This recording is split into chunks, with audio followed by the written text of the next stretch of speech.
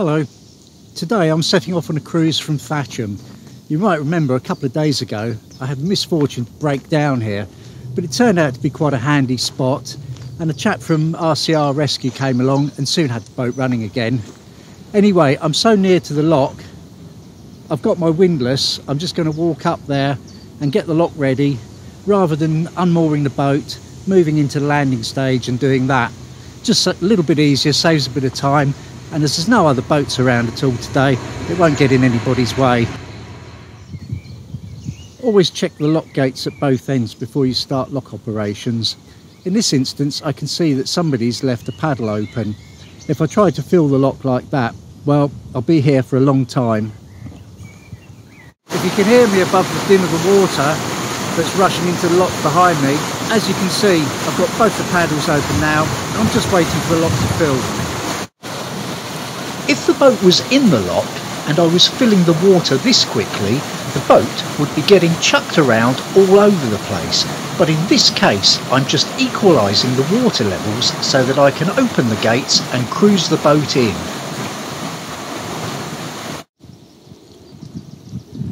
Monkey Lock is of an unusual construction. I think I read somewhere that it's made with turf sides with wood to shore it up, plus a metal frame added later for strength. It was built between 1718 and 1723 under the supervision of the engineer John Hoare. Doesn't sound like he got his hands dirty though. If you are not sure whether a lock has finished filling or not, rather than keep straining away at the gates to see if they'll open, just fix your eye on the waterline anywhere along the lock. You might not see it move for a moment, but a moment later it may. That's because the water ebbs and flows a little as it fills the last bit. So keep your eye on the same spot for a good few seconds, and when you're sure it's not still filling, then you know you're ready to open the gates. Also, you can listen out for the gates. They give off a little groan when they're ready. Anyway, I open a gate and head back to the boat. I lift the plank after taking up the ropes and storing the pins. Then it's straight on to the lock. This is a heavy old gate. You can see the construction of the lock quite well from here though. Boat out, gates closed, and I'm on my way again. Next stop, Coulthrop Lock.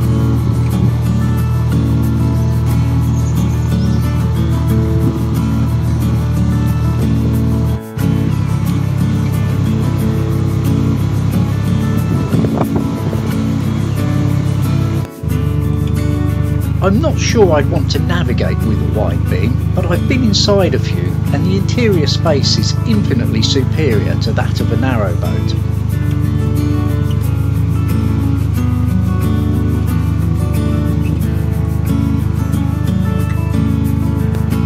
Here's a pair of traditional boats. Note the riveted construction, high gunnels and canvas top to this one. That's how they would have been back in the day when they were carrying cargo. Without the windows, of course.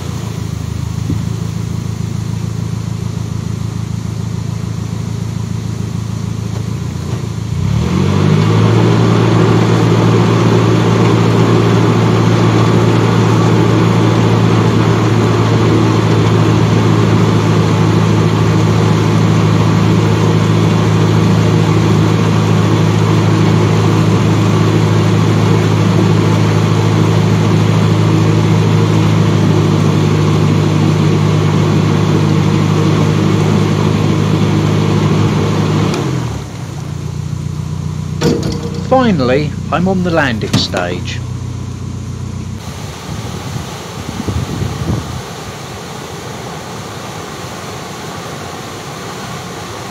You might have noticed I had a little bit of trouble getting the boat onto the landing stage there.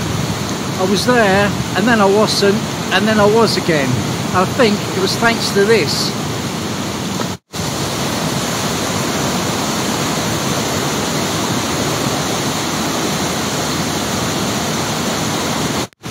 There's a huge excess of water running off into the weir opposite the landing stage, and it was this current, plus a strong wind, that was taking the boat.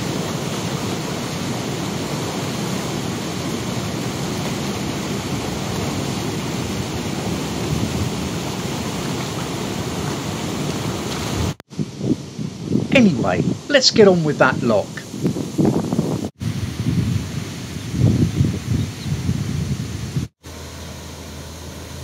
Soon enough I have the boat in and set about closing the gates and so on. Strangely, it doesn't seem quite so windy now. I don't think this is going to go down as one of my favourite locks. In fact, it might even make it onto my most hated list, along with Gaia's lock. And it's starting to rain.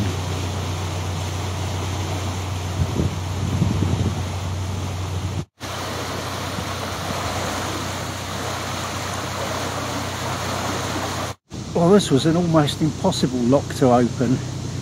Tried the other gate, no luck, just jammed up. This one is okay now.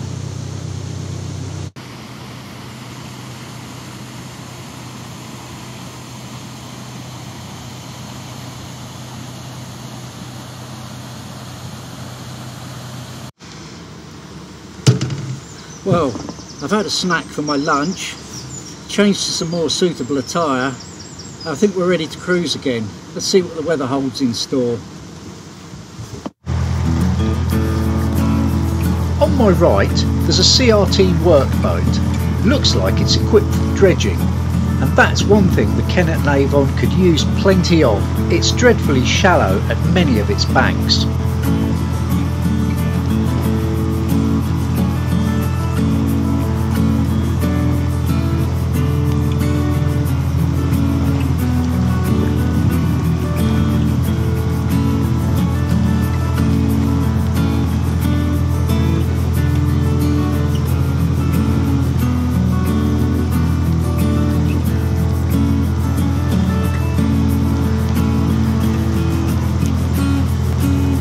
Let's hope this bridge is as strong as it looks.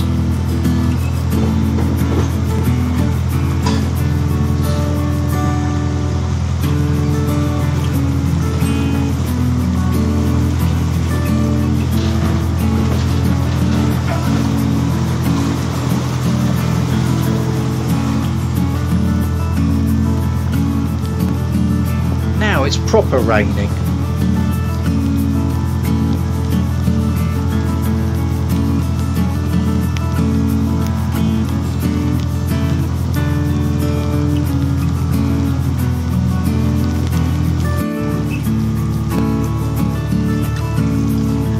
I think that might be the excess water from the other side of that lock rejoining us now.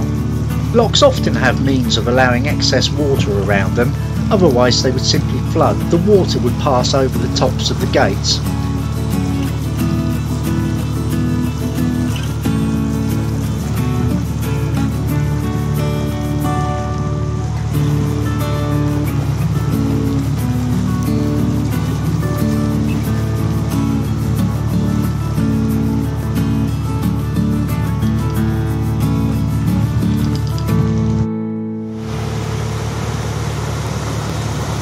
Once again, more water management, with the excess from this stretch of the river running off to the lakes and rivers nearby. I think there's very good fishing around these parts.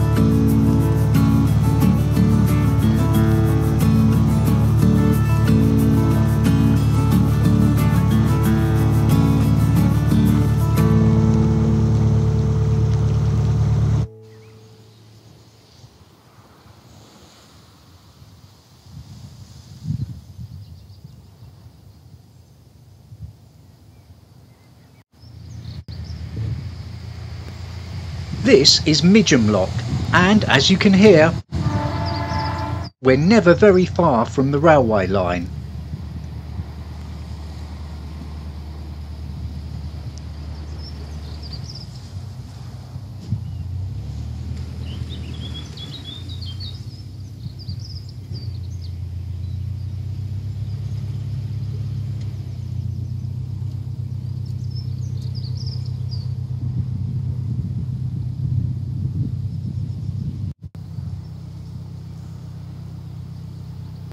The rain continues to drizzle down as I work.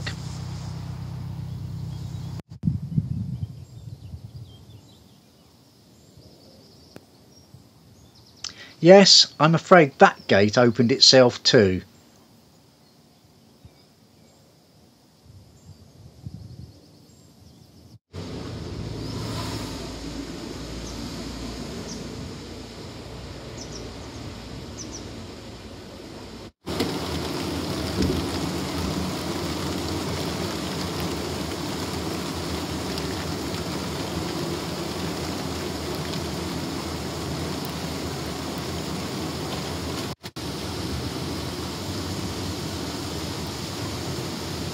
The lock ladder will be particularly slippery and treacherous, so I'm glad to be able to avoid using it.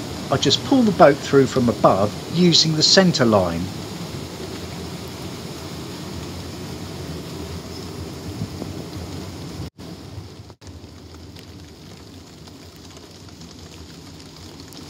I'm aiming to get the nose of the boat under that bridge and out of the rain so that I can go and rescue the poor camera phone that is currently filming from the bow.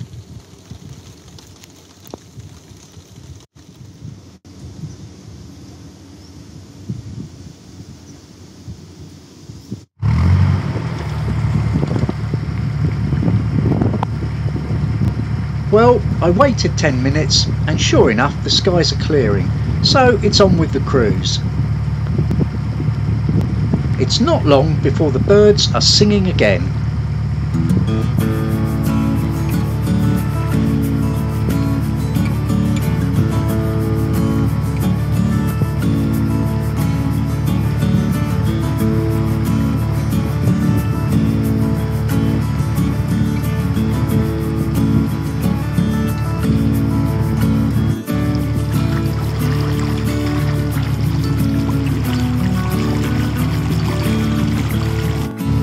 There we go.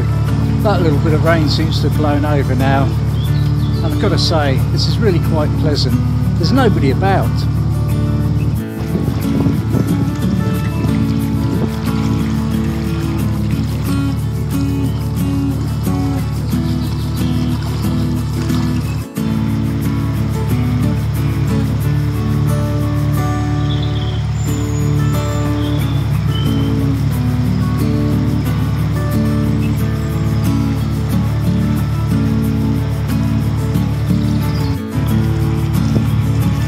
I wonder who lives there.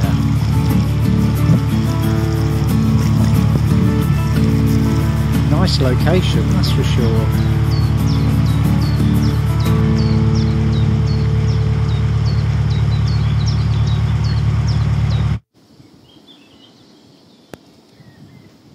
Time to tackle a swing bridge.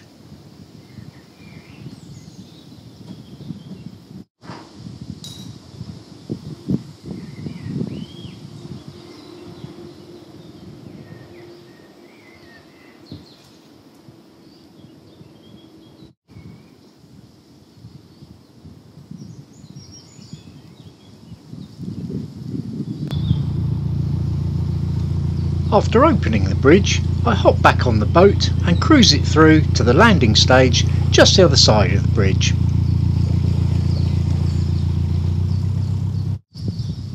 And then I close the bridge. This all takes a lot longer in real time, you know.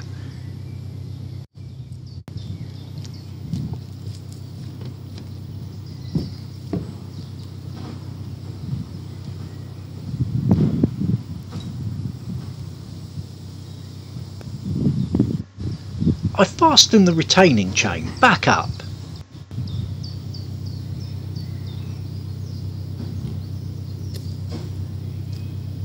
supposed to tighten those up with a windlass, but nobody ever does.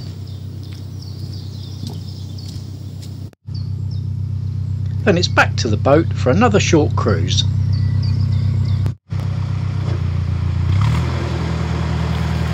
Next up is Heels Lock.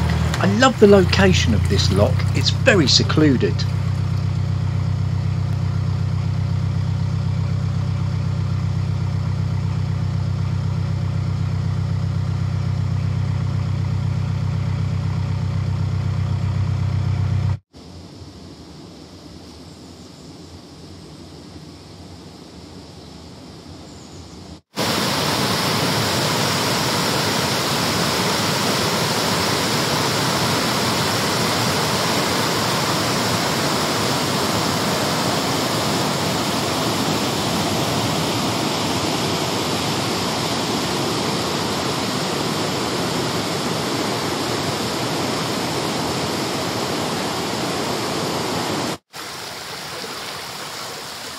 I didn't know that rats were such good climbers. Whoops, and swimmers for that matter. I hope he makes it.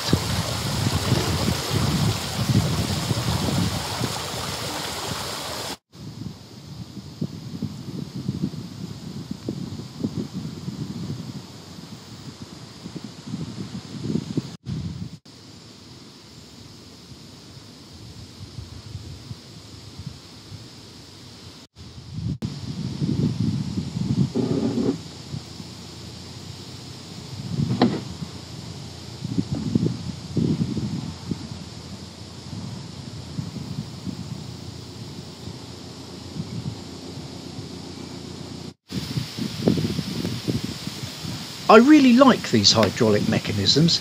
You don't have to disengage the ratchet thing like on the bog standard ones, and they are smooth and quiet. The only downside is they're geared such that it takes quite a lot of turns to operate. As you can see,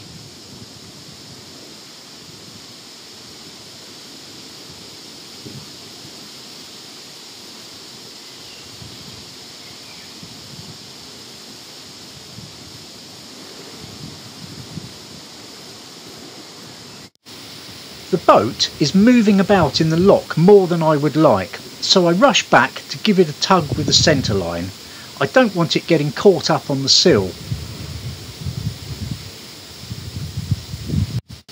If it did, I would simply close the paddles that are draining the lock and open the paddles at the other end to reintroduce some water into the lock and float it free.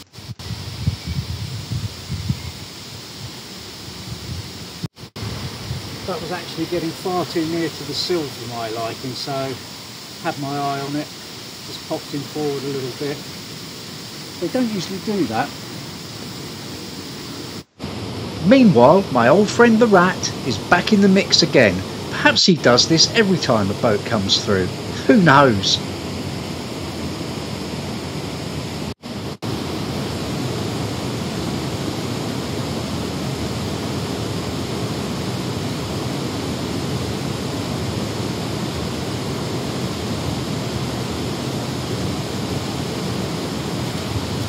Oh dear, so close.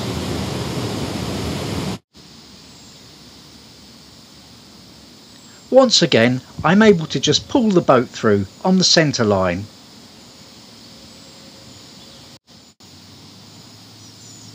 I quickly close the gate whilst watching that the rope doesn't drop into the water.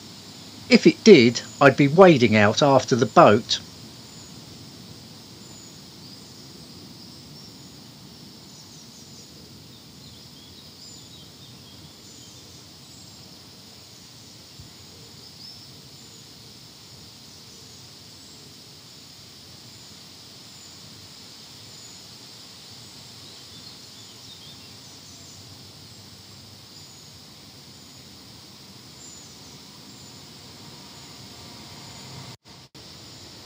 I bring the boat back into the landing stage so I can get back on.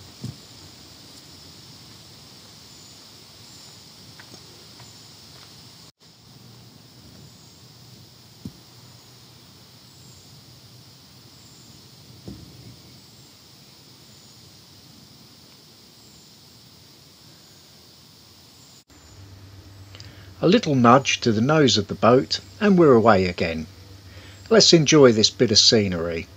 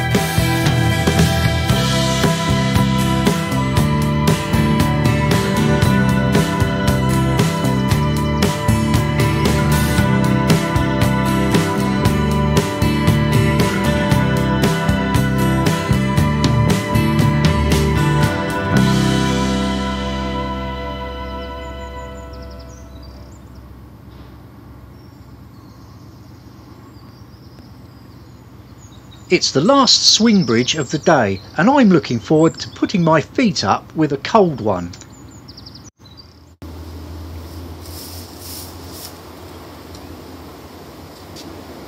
That was a lovely stretch back there. It would have been great to moor through the night, but the bank was pretty overgrown. Plus, the railway's a little bit too close for my liking, so I'm just going to do this swing bridge, and then I happen to know there should be somewhere to moor on the right hand side, on the other side of the canal. Should be some good bank there.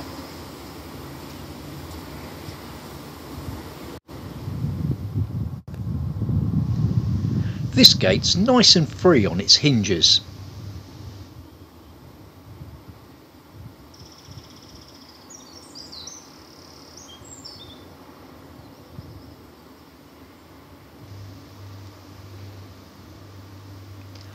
Hop back onto the boat and cruise through now.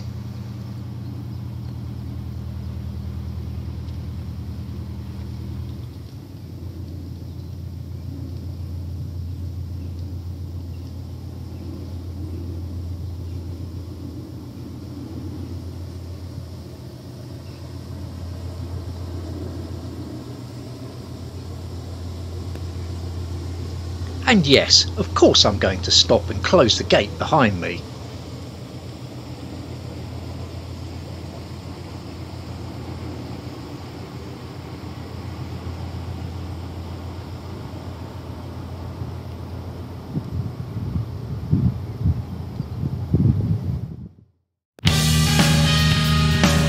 I should be able to moor just around the corner.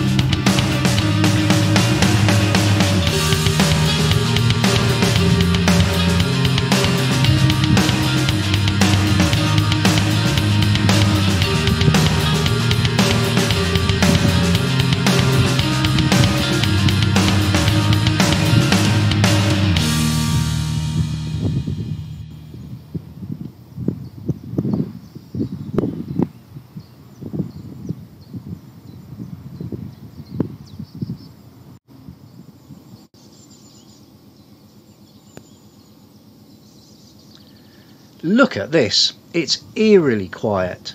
Normally this is a very popular spot, but there's not a boat in sight.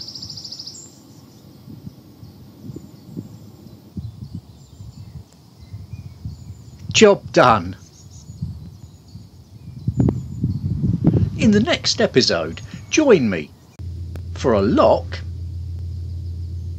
a sandbank, a swing bridge,